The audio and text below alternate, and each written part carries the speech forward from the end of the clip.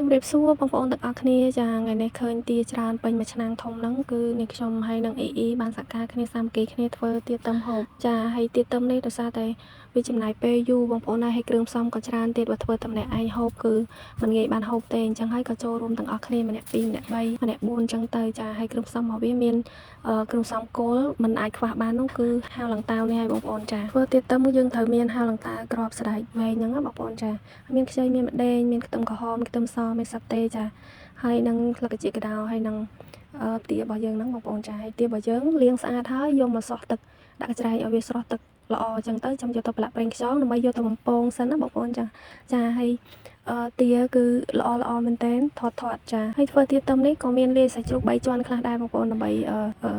ប្រឡាក់គ្រឿងជាមួយនឹងម្សៅមួយអីរបស់យើងហ្នឹងទៅឲ្យមានជាតិអញ្ចឹងណាបងប្អូនចាមានអំពៅមានទឹកដូងមានអីសពគ្រប់តែម្ដងហើយសាច់ជ្រូកនេះយកមកក្លុកមួយទ្រីតពីរទ្រីតទៅចាកុំឲ្យវាម៉ត់ពេកគ្រាន់តែធ្វើទាទឹមហ្នឹងរវល់តាំងពីព្រលឹមទៅល្ងាចបងប្អូនព្រមទៅហើយយើងធ្វើចូលគ្នាអញ្ចឹងទៅព្រោះអីទាទឹមនេះធ្វើមកងាស់ទុកកាន់តែយូរថ្ងៃកាន់តែមានរសជាតិឆ្ងាញ់ចាហើយចាយក៏ចាប់ផ្ដើមច្បល់ប្រឡាក់គ្រឿងសម្រាប់ញាត់នៅក្នុងទាខ្ញុំក៏ច្បល់ប្រឡាក់ជាមួយនឹងប្រេងខ្យងជាមួយនឹងទាចាប្រឡាក់ទាជាមួយប្រេងខ្យងហ្នឹងដើម្បីយកទៅបំពងអញ្ចឹងណាបងប្អូនចាទានេះធាត់មែនតើខ្ញុំទានេះទិញគេស្រាប់មកគេឲ្យគេបោចស្រាប់តែម្ដងយើងក៏មកគេយកមកឲ្យដល់ផ្ទះអញ្ចឹងណាចាឥឡូវខ្លាញ់របស់យើងក្តៅយើងក៏យកទាយកមកបំពងឲ្យវាឡើងក្រហមបានលើកវាចេញអញ្ចឹងណាបងប្អូនចា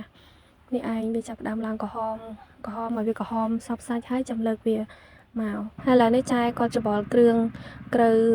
សពល្អហើយចាបន្ទាប់មកយើងចាប់ផ្ដើមយកទៅញាត់នៅក្នុងទានឹងឯងចាញាត់ក្នុងទានឹងឲ្យពេញណាបងប្អូនចាហើយសល់ប៉ុន្មានចាំយើងដាក់នៅខាងក្រៅទាហ្នឹងងាស់ជាមួយគ្នាទៅហើយទាទឹមនេះយើងមកងាស់ឲ្យយូរឲ្យផុយសាច់បានឆ្ងាញ់ចាបើអត់ផុយអត់ឆ្ងាញ់ទេបងប្អូនចាវាអត់សូវឆ្ងាញ់វាអត់ចូលជាតិហើយបន្ទាប់ពីញាត់គ្រឿងនៅក្នុងទាហើយក៏មកឆឹងស្ករបងប្អូនចាចឹងភៅគឺអត់មានណាទេគឺគ្រូសារបស់ខ្ញុំហ្នឹងហើយចាគាត់អ្នកធ្វើចាគាត់ធ្វើឆ្ងាញ់ណាឥឡូវហ្នឹងគាត់ឆឹងស្ករហើយក៏រៀបអំពៅដាក់ខាងក្រោមទៅស្រួលជាងដាក់ទាទៅវាអត់ខ្លោចចឹងណាបងប្អូនចាហើយអំពៅនេះដាក់រៀងច្រើនដែរឥឡូវដាក់រៀបអំពៅហើយចាក់ទឹកដូងចូលយកទាដាក់រៀបតម្រៀបគ្នាពីលើតែម្ដងចាហើយទាចំនួន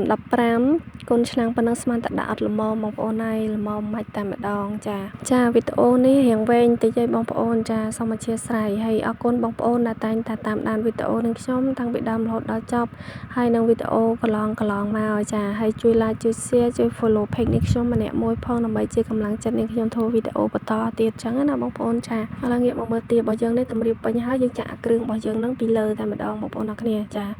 ចាក់តម្រៀបហើយយើងចាក់ទឹកទៅរំងាស់ឲ្យវាផុយល្អអញ្ចឹងណា